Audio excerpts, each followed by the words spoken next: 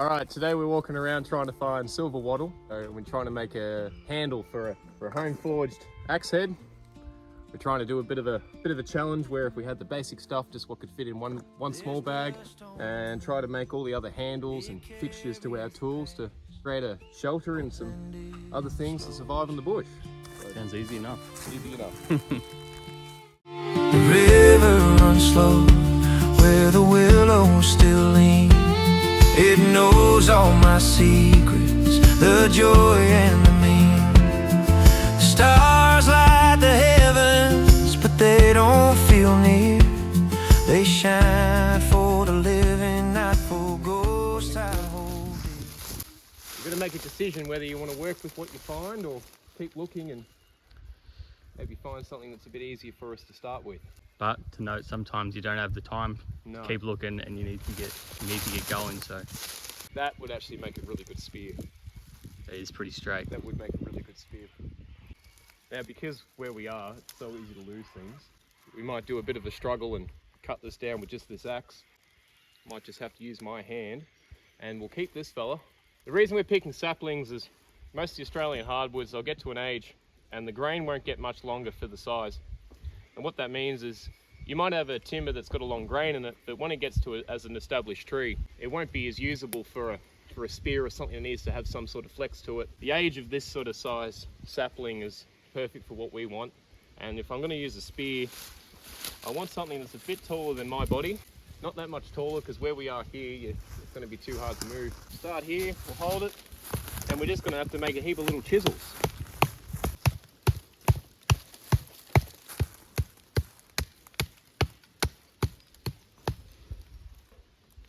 It's good to go around the entire outside of the timber, and that way when you do break it, it shouldn't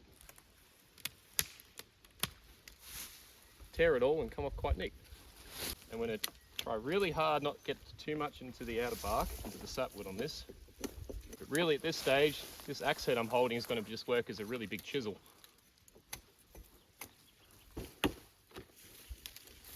So, come back down again.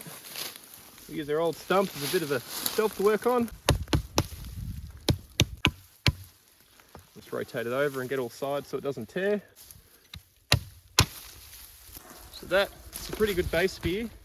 Now these trees they're one of my favourite variants, because you'll see that's got a huge amount of flex in it.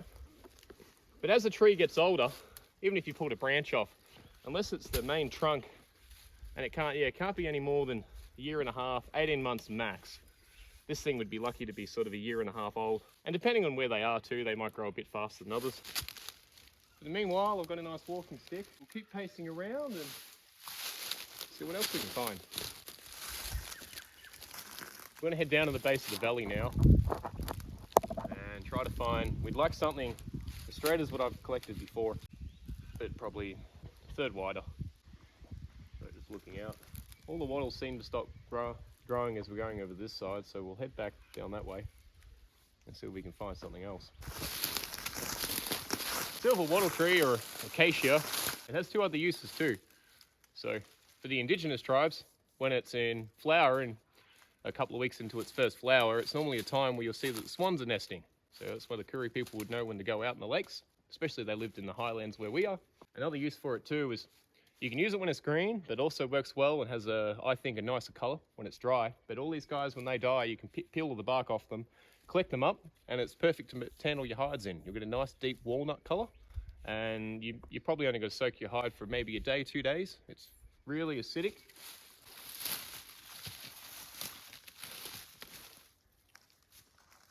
This is the same type of tree, standing arm in arm. Now this fella here, the age of him, he's far too old. Once that bark starts going grey, it's a little bit outside the date of which you can use it. So it just starts to lose its rigidity. Yeah, the grain will only go sort of so long, or you'll find that just the properties in the timber, if I was to get this at this colour and age and cut that down and shave it down to this size stick that I'm holding now, the flexibility just wouldn't be there. It'd be really brittle at this age. So while the bark's still green, so showing its adolescence, it's at a really practical age. So there's a little bit of a time zone you've got to pick these things. Now, of course, there's other timbers out there, but we're just trying to pick the easiest wood to work with in this scenario. And being that most of this timber regrows after most fires and any clearing of land, it's pretty easy to find in straight lots.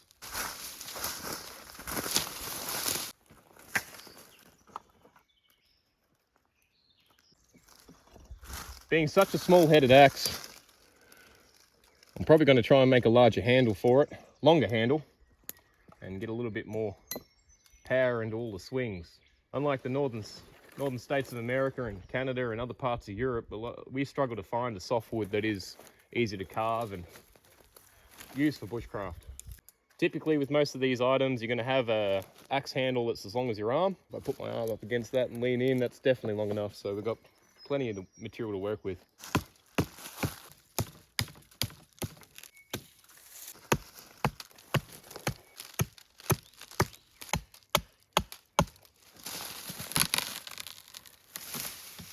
So in front of this section is going to be our handle.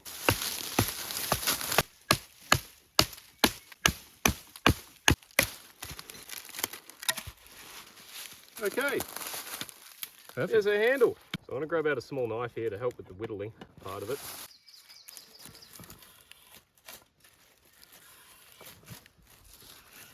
No, I think it'll work.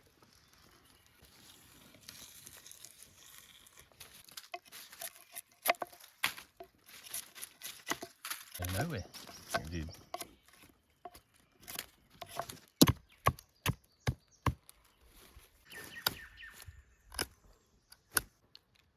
Now, when I first looked at this timber, I was pretty confident it didn't have any bugs in it.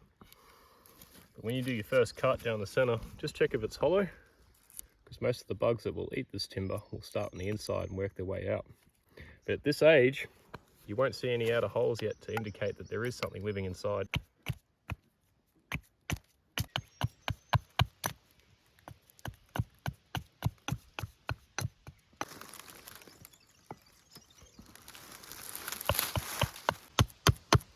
That soft sapwood will be very forgiving when trying to slide this up and onto it. Right, now we're starting to get it on there.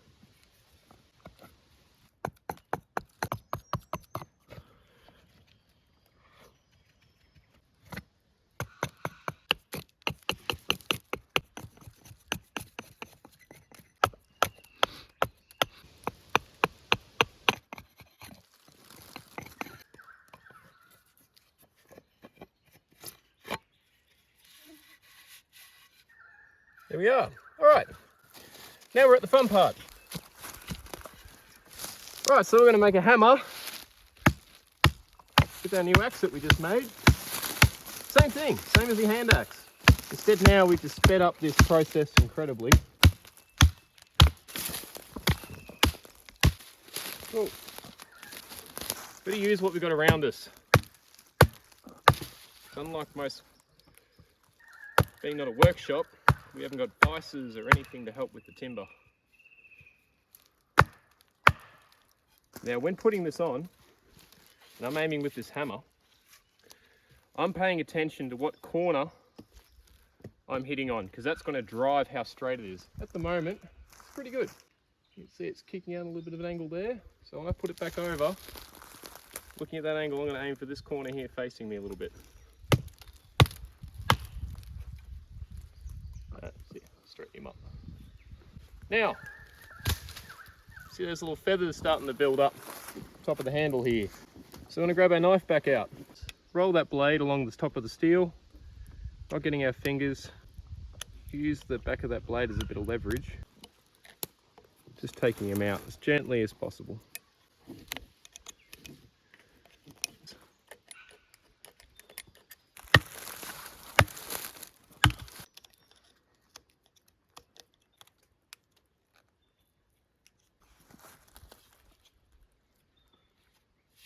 Cool.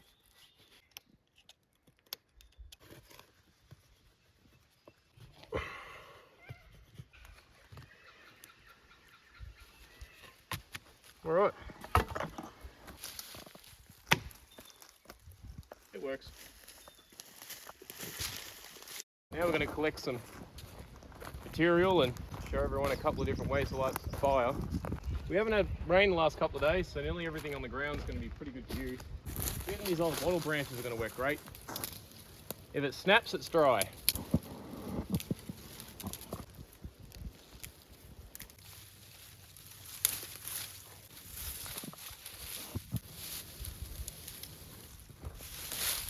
Right. So to make this work, we've got a couple other pieces that we've made at earlier dates. We could use a ferrocerium rod, but now I've been getting into forging and blacksmithing. I like stuff that I've made myself by hand. This is a rough shape that's been copied off from an archaeological dig in Northern Europe, and it's a sort of a fish that they used to make. And that's my own adaptation out of it, and that's been made out of a file that was given to me from a fella, and he had a number of them that were blunt and didn't really take material away anymore. Instead of throwing them in the bin, we've repurposed them as fire strikers. That's a harder stone. This isn't exactly a flint, but a harder stone that we found on where the swamps are. It doesn't work as well as black flint, but in this area where I live, it's finding flint like that or obsidian is nearly unheard of. I like to use the lid. This is my little catch, and these are bits of char cloth, and that's just made out of 8 ounce 100% cotton. I've charred this in an old Milo tin, either stuff I've found or stuff that I've crafted out of scrap. But I'll fold up a good chunk of it and sit it there ready. I'm going to almost break it in the middle, bend it around on itself, encapsulate this shrubby grass there as well underneath, like so. Now, a big mistake you can make is having a stray spark landing in your tin. So we're going to keep that an arm's distance away. So 2 methods. I can strike the sparks onto this pan, or I can hold the material and catch a spark off the stone.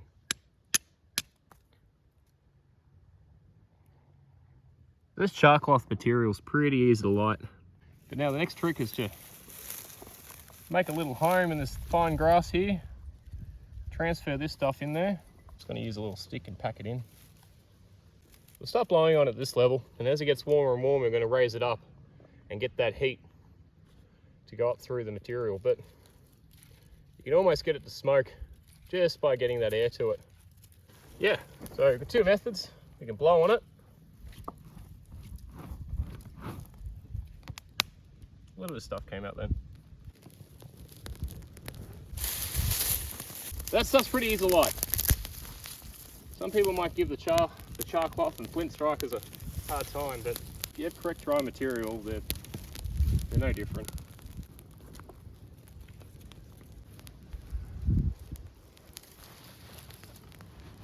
Now, if I was making a fire that was going to go all night, I'm not going to be bothered with that axe that we just made the handle for, and go around and neatly cut all the wood and do all this unnecessary processing. Typically, you're just going to get some longer branches, sit it over the fire that we just made here, burn them in half, and then double them up again. It's going to be the easiest method. Again, if we're out here and we've got limited resources, it's a numbers game of calories and trying to be as efficient as possible with every action we choose to do.